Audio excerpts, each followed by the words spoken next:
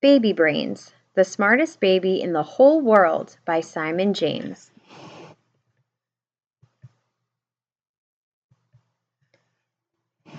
In the month before Baby Brains was born, Mrs. Brains was very busy. She read out loud every night to the baby inside her tummy. She played music and languages on headphones to her baby during the day. Mr. and Mrs. Brains wanted to make sure their baby was going to be very smart. They even turned up the television when the news came on. Mr. and Mrs. Brains were very excited when their baby was born.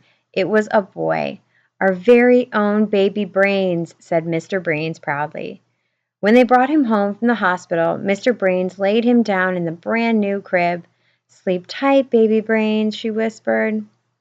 The next morning, Mrs. Brains was on her way to get breakfast when she heard some strange noises in the living room. Mrs. Brains opened the door to see her baby sitting on the sofa reading the morning newspaper. By afternoon, Baby Brains was fixing the car. "We certainly have a bright one there," said Mr. Brains. That evening, Baby Brains spoke his first words. "I'd like to go to school tomorrow," he said. The next day, Baby Brains visited the local school. He sat down with the children and answered all the questions. The children were amazed. At the end of the afternoon, the teacher thanked Baby Brains. "I don't think I've ever learned so much in one day," she said. On the way home, Baby Brains said he wanted to go to college and study medicine. After just 2 weeks, Baby Brains began working as a doctor at the local hospital. He was very popular with all the staff and patients. Word soon spread about the extraordinary Baby Brains. Everyone wanted to meet him. One night, some space scientists called.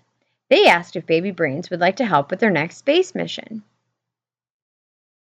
The following day, Mr. and Mrs. Brains and their baby traveled to the Space Center. After training hard over the weekend, Baby Brains waved goodbye to Mr. and Mrs. Brains and blasted off into outer space. Everyone in the world held their breath as they watched Baby Brains take his first spacewalk. "Tell us how you feel on this special occasion," radioed ground control. Baby Brains looked up at the vast starlit sky above him. He looked down at the vast starlit sky below him. He looked at the whole world in front of him and mumbled something.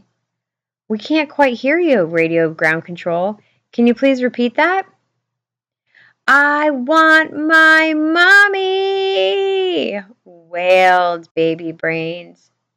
"That's enough," Mrs. Brains yelled to the space controller. "Bring my baby home right now." Baby Brains was flown home as quickly as possible.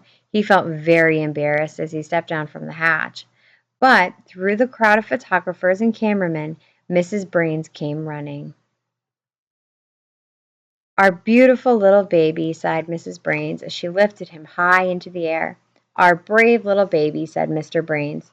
"Can we go home?" asked Baby Brains. At home, Mrs. Brains gave Baby Brains a warm bath, which made him feel a lot better. Mr. Brains tickled him, which made him laugh. And Mrs. Brains sang Baby Brains to sleep. Then they gently laid him down in the brand new crib. It was so good to have their baby home again. "Our very own Baby Brains," whispered Mrs. Brains. From that day on, Baby Brains spent most of his time at home, doing the things that most babies do, except that is on weekends, when he liked to help out at the local hospital. The end.